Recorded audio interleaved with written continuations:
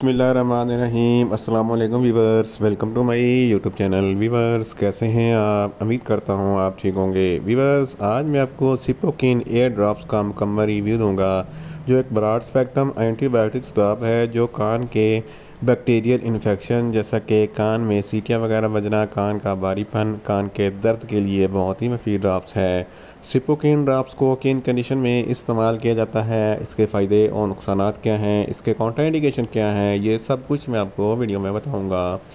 Weaver, सबसे पहले मेरी आपसे रिक्वेस्ट है, मेरा चैनल मेडिकोज इन्फो सब्सक्राइब करें। वीवर्स, बात करते हैं सिप्रोकिन ड्रॉप्स की पैकेजिंग की, तो इसके एक पैक में 5 ml ड्रॉप्स होता है और इसकी कीमत 250 रुपये है। ये किसी भी मेडिकल स्टोर और फार्मेसी स्टोर से आसानी से मिल जाता है।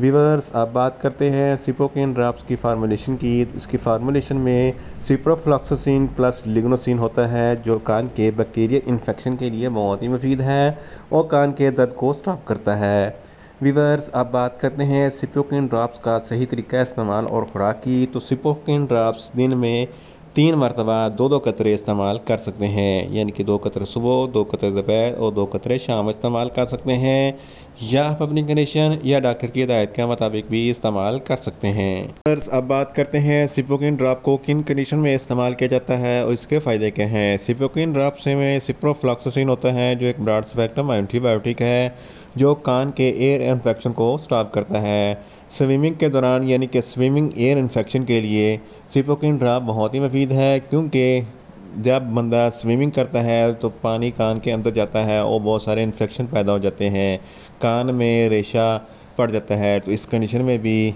सिप्रोकिन ड्रॉप बहुत ही मुफीद है। इसके अलावा अगर आपके कान में शदीद किस्म का दर्द है तो इस कंडीशन में भी सिप्रोकिन ड्रॉप्स बहुत ही मुफीद है।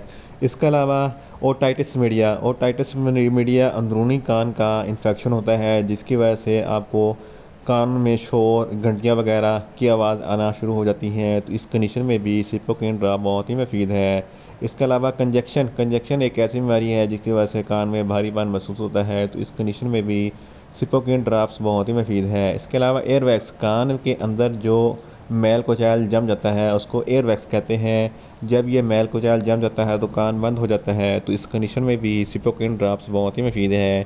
इसके अलावा अगर कान में कोई फोड़ा फिंसी वगैरह निकल आता है तो इस कंडीशन में भी सिप्रोकिन ड्रॉप्स बहुत ही मुफीद है। इन शॉर्ट, सिप्रोकिन ड्रॉप्स कान के बैक्टीरियल इन्फेक्शन जैसा कि कान का दर्द, ओटाइटिस मीडिया और कंजक्शन के लिए बहुत ही मुफीद ड्रॉप्स है। वीवर्स, अब बात करते हैं सिप्रोकिन ड्रॉप्स के नुकसानात की।